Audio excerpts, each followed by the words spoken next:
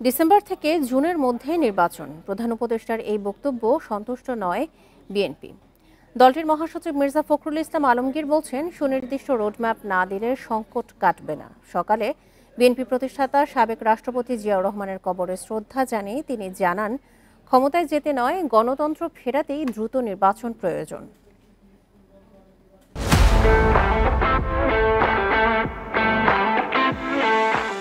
শক্তির গায়ে জ্বালা ধরিয়ে দিন। মহান স্বাধীনতা দিবস ও ঈদ সামনে রেখে মঙ্গলবার জাতির উদ্দেশ্যে ভাষণ দেন প্রধান উপদেষ্টা। এতে তিনি জানান, ডিসেম্বর থেকে জুনের মধ্যেই হবে জাতীয় নির্বাচন। এবছর ডিসেম্বর থেকে আগামী বছরের জুনের মধ্যে নির্বাচন হবে। তবে এ বক্তব্যে সন্তুষ্ট নয় বিএনপি। দলের মহাসচিব জানান, সুনির্দিষ্ট রোডম্যাপ না এলে সংকট কাটবে না, তাই ন্যূনতম সংস্কার করে দ্রুত ভোটের বিকল্প দেখছেন না তিনি। এটা অত্যন্ত স্পষ্ট কথা। ডিসেম্বর থেকে জুন 6 মাস, সুতরাং এটা কোনো রোড ম্যাপ দেওয়া হয়নি। আমরা বারবার বলে আসছি যে স্পষ্ট রোড ম্যাপ এবং দ্রুত নির্বাচন, তা নাহলে যে সংকটগুলো সৃষ্টি হচ্ছে এই সংকটগুলো কাটবে না। আমরা বিএনপি ক্ষমতায় যাওয়ার জন্য নির্বাচনের কথা বলছে না।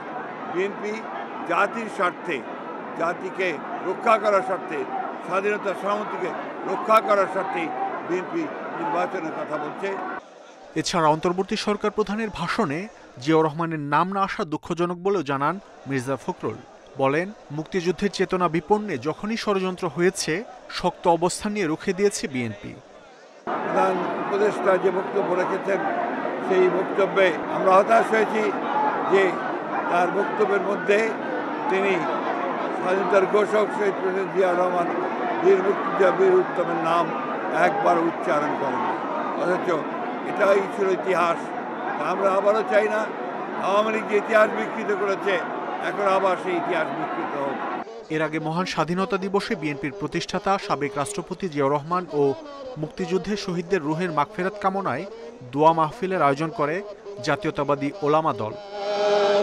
মাহমুদ শরীফ, ইন্ডিপেন্ডেন্ট নিউজ, ঢাকা।